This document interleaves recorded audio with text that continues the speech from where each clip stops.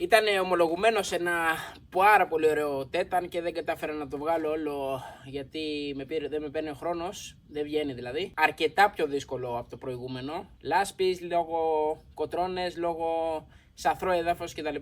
Μεγάλα νεροφαγώματα σε κάποια σημεία, αλλά ήταν φανταστικό. Εγώ έμεινα έκπληκτος για ακόμη μια φορά. Μου έδειξε η Ελλάδα, η φύση, πόσο όμορφη μπορεί να είναι. Με κατεύθυνση τον νότο αυτή τη φορά, πήρα την παλιά εθνική Αθηνών Κορίνθου.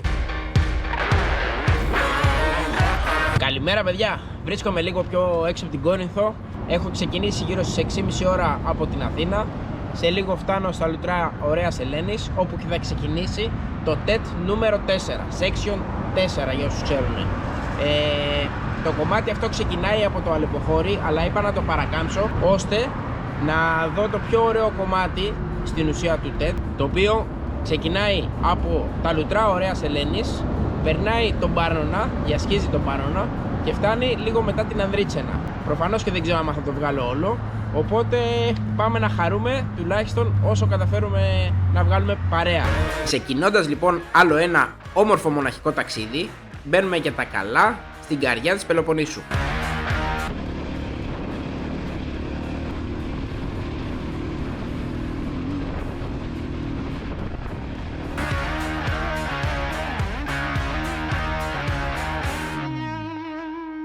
Κανένα τέταρτο μετά τα λουτρά Ωραίας Ελένης μπαίνεις κατευθείαν στο χώμα και κατευθείαν στη μαγεία, κατευθείαν στην υπέροχη φύση.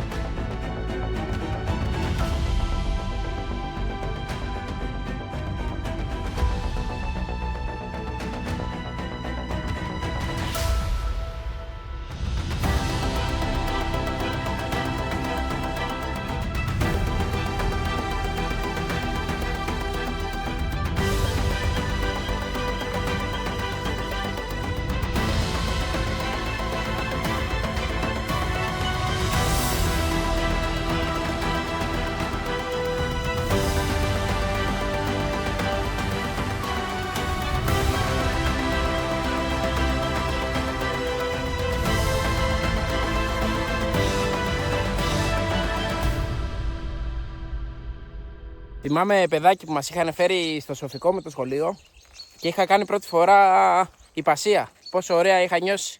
Και τώρα να που θα τα ξαναβλέπω τα λογάκια.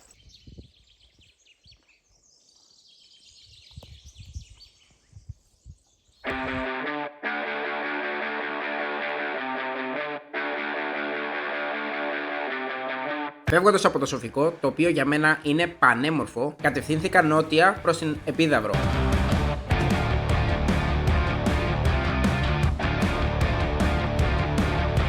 Στο δρόμο το τερέν είχε πολύ συχνές εναλλαγές.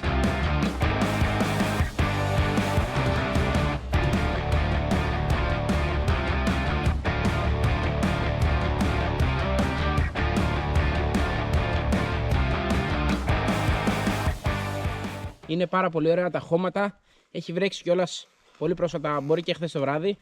Σε πολλά σημεία έχει λακκούβες μεγάλες με νερό, θέλει προσοχή εκεί γιατί έχω ήδη βραχεί λιγάκι, δεν θέλω να βραχώ παραπάνω. Είναι φανταστικά, είναι πάρα πολύ ωραία. Είμαι λίγο έξω από την αρχαία Επίδαυρο τώρα.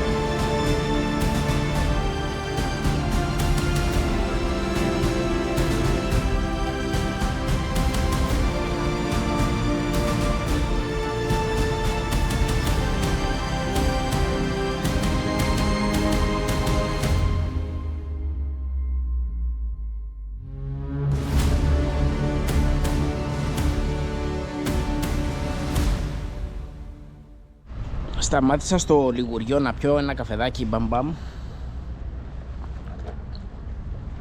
για να συνεχίσω. Είναι μετά την Επίδαυρο. Μέχρι τώρα ο δρόμος είναι αρκετά καλός. Βέβαια για αυτή την εποχή, επειδή έχουν πέσει αρκετές βροχές, είδατε σε κάποια σημεία είχε γίνει χάλια ο δρόμος, αλλά περνάει πολύ εύκολα, δεν έχει θέμα.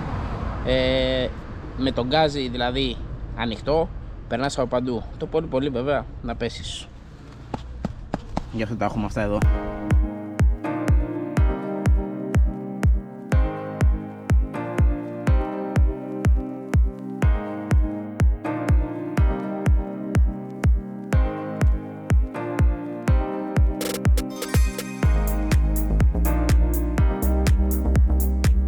Μέχρι τώρα ο δρόμος ήταν εξαιρετικός. Βέβαια δεν ήξερα τι με περιμένει παρακάτω.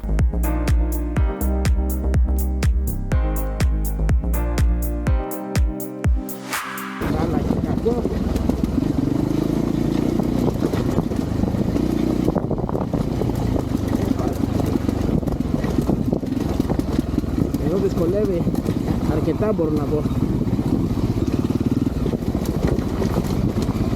Εδώ άμα είσαι με μεγάλο, σφίγγεσαι λιγάκι. Ένα κομμάτι με αρκετή κλίση και πολύ σαθρό έδαφος.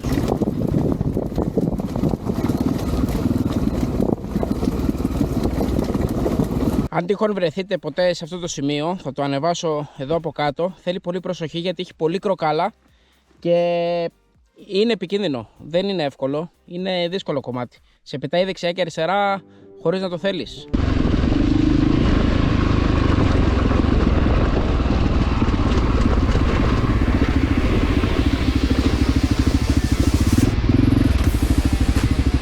Ελπίζω να μην χρειαστεί να γυρίσω μόνο. Ωραία μαγκα.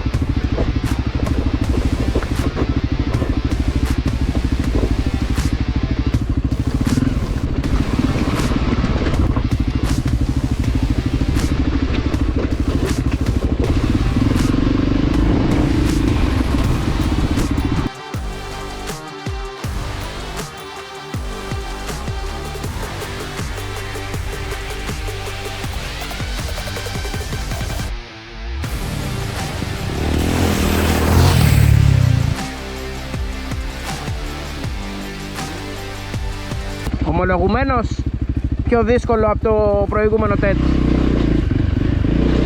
Εδώ έχει άμμο και βότσαλο.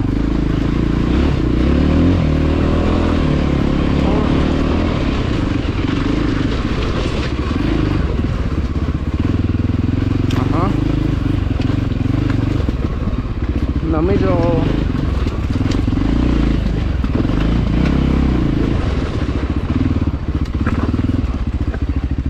πώς θα βγει από εδώ άραγες. Σπάσουμε το μηχανάκι εδώ.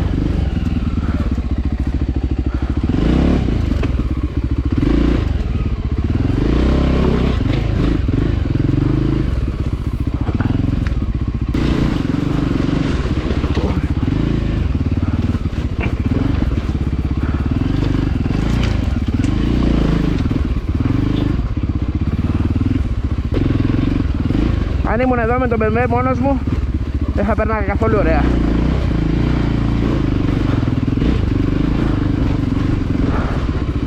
Πού με πάει ρε γάμοτα. Απέναντι. Πω. Ελπίζω να μην χρειαστεί να γυρίσω, και δεν ξέρω που θα πάω.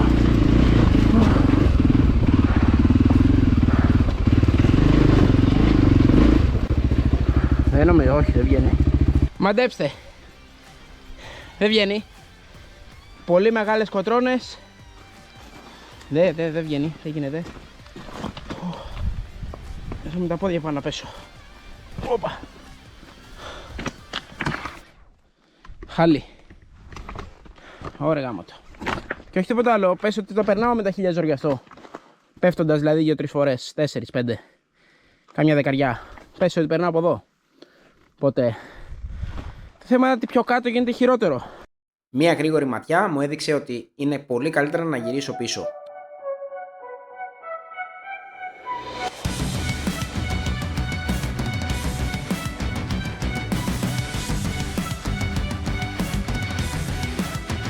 Βέβαια, όπως θυμάστε και το πίσω, είχε και αυτή τη δυσκολία του.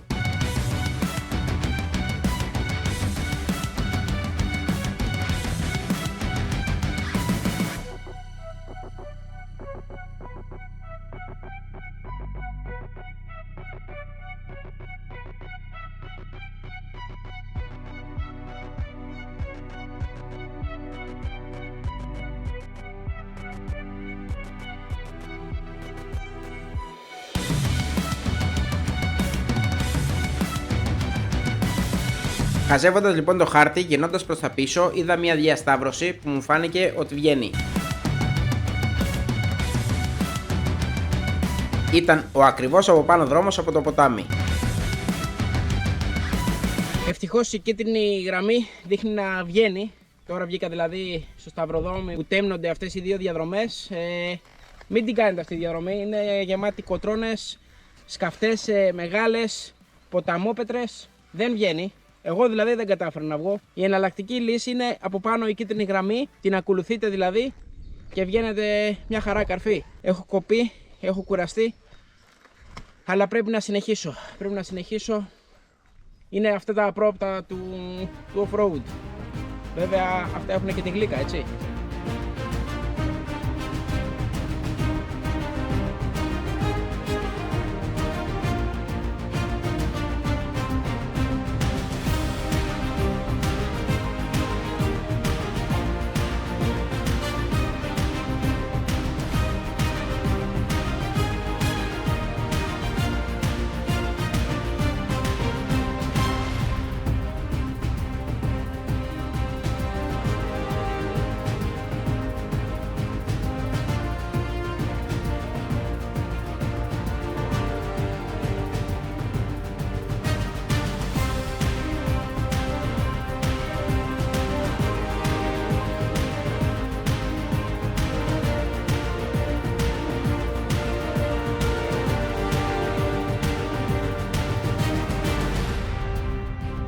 Φτάνοντας στην πόρη του ναυπλίου, η βροχή δεν άργησε να κάνει την εμφάνισή της.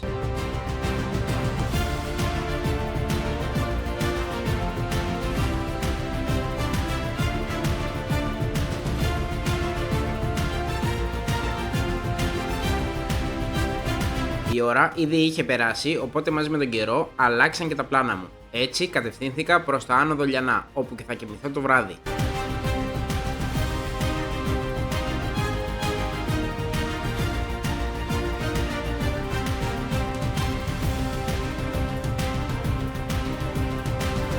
Με αρκετή βροχή έφτασα στο κατάλημα και έκανα τη διανυκτέρευσή μου.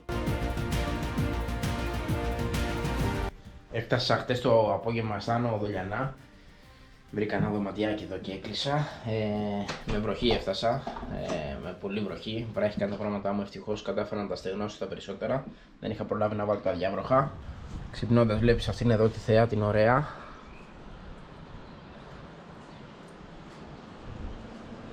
Το κακό είναι ότι επειδή είναι τόσο χάλια ο καιρός και πάνω στο Μπάρνονα θα είναι πολύ κλειστός ο καιρός, δεν θα ανέβω. Θα το αφήσω κλασικά για άλλη φορά.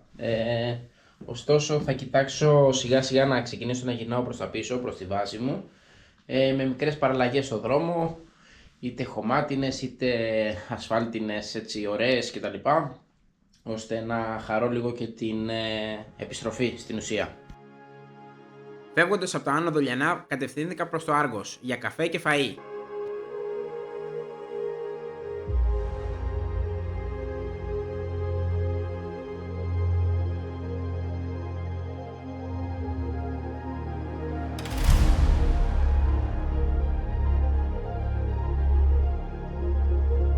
Με γυρισμό λοιπόν έφτασα στην Κόρινθο και είπα να κάνω το κομμάτι που παρέκαμψα εχθές το πρωί.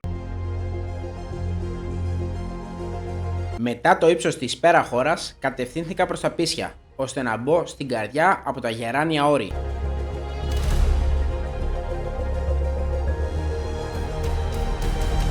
Θα ήταν πάρα πολύ κρίμα να χάσω αυτό το υπέροχο κομμάτι.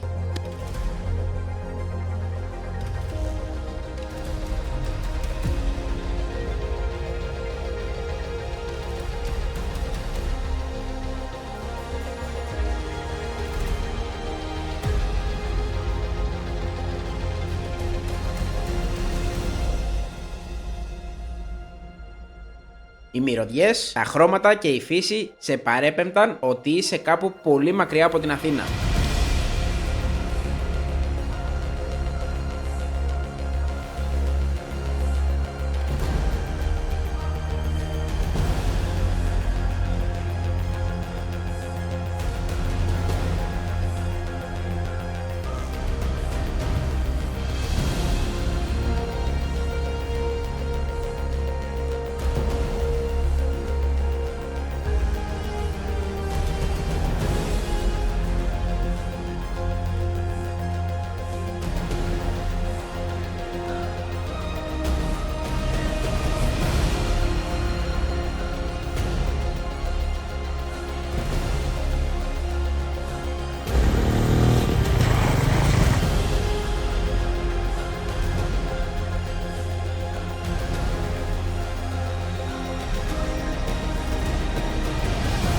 Μια υπέροχη εκδρομή τελείωσε με επιτυχία. Πολλές παρόμοιες εξορμήσεις ετοιμάζονται. Μείνετε συντονισμένοι στο κανάλι μου.